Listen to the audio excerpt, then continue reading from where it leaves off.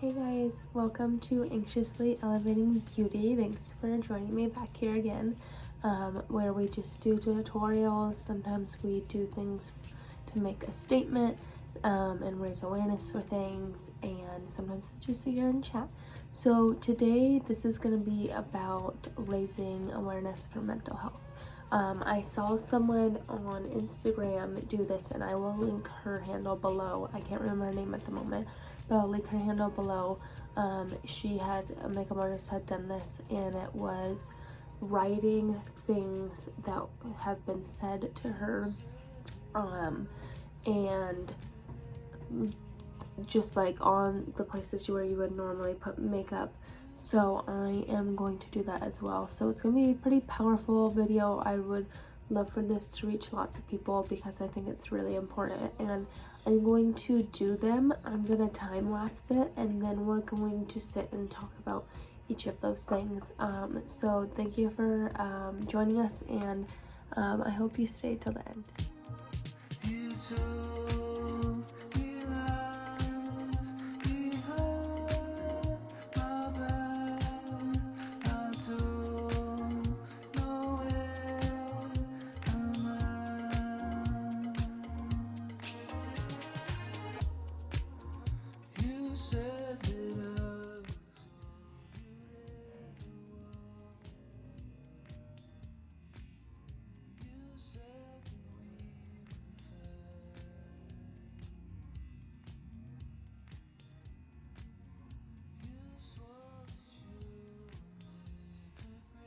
Hey guys, I'm back. So you saw me time lapse this. I know it may look backwards to you guys. I'm not that talented where I can write it backwards in the mirror, so sorry about that. But I wanted to explain all these things that I wrote. So most of the bad times I had as a childhood with my mental health was in middle school. I'd kind of been like transitioning from a tomboy to a girly girl, so things just got really awkward. So the first one I'll talk about, and the biggest part, is you asked for it. So if you saw my Denim Days video, then you know about this story already. If not, you should go back and watch that. But I was a victim of sexual assault in middle school, also high school, but middle school is when this happened as well. And it's just, I had been my first time drinking and stuff, and also as well as with the high school incident too, that because of what I was wearing or whatever, it's like, well, you were leading me on and you asked for it, so that's why I did it even though you said no. So that has been something that has been around with me for a long time and affects me now, and I am still trying to get through it, but it's just a really big part of my life, and I'm not happy it happened, but I am glad I can raise awareness for other women. This next one is ugly. So especially when I was a tomboy to becoming more of a girly girl, this is something that happened a lot. It was called ugly.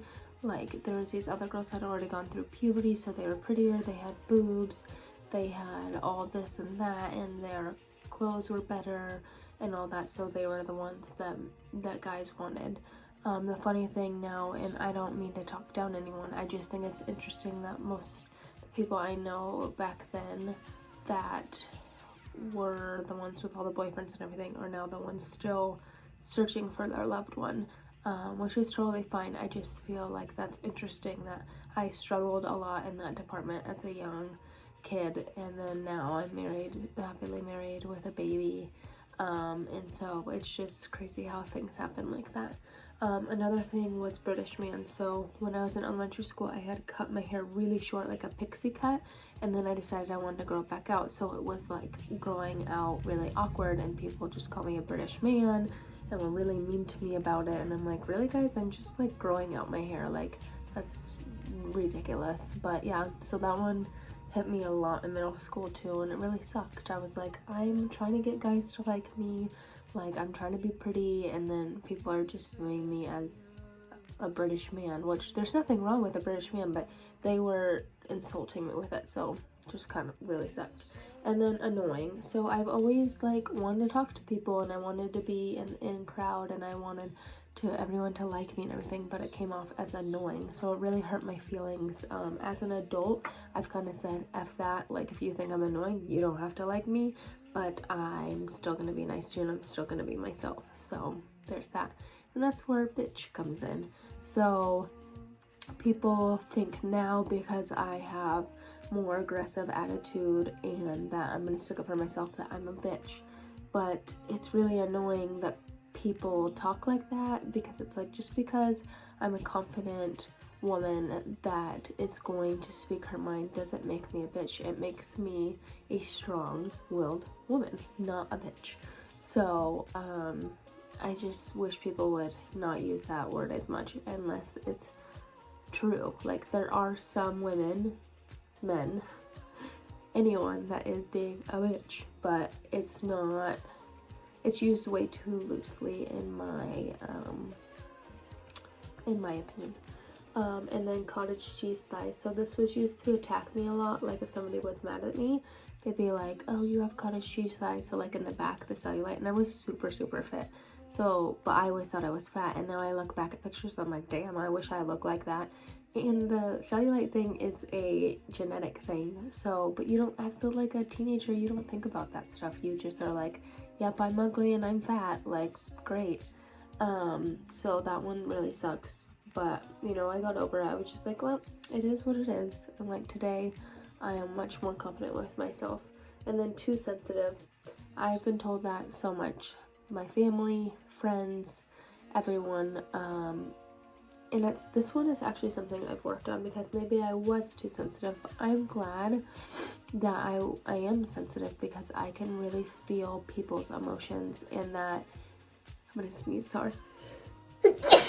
That is something that really helps make me who I am. I'm very empathic. Like, I can feel what people are feeling. So I've worked on like not taking things too personally now, but I still love that sensitivity about myself, because I can feel that other people are feeling bad or good or whatever, and I can help them through that or keep uplifting them.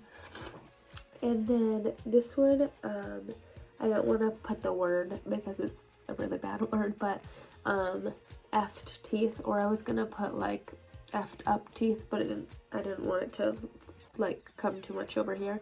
So that is something. So I spent thousands of dollars on these veneers right here.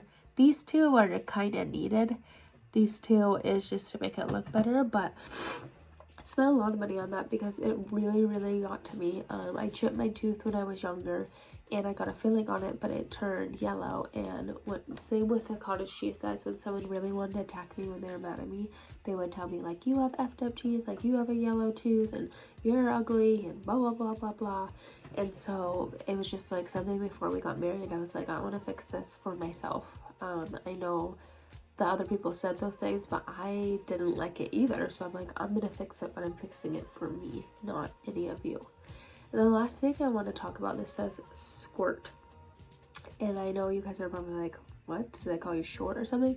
But no, that has to do with my sexual assault as well in middle school. So I was sexually assaulted, and the person that did it was ashamed of themselves. So they made up a rumor that I squirted. And to kids that are 12, 13 years old, it's like, ew, that's gross. So then I got made fun of for that. People would bring like squirt sodas to school and hand them to me and make fun of me, and I'm like, really? Like, I got sexually assaulted and you're making fun of me? Like, so that one really hit home, and that's stuff I still work through. People can be horrible. But I am gonna jump off for a second, and I want to show you guys a transformation of what I feel about myself now and what I think about these statements. So stay tuned.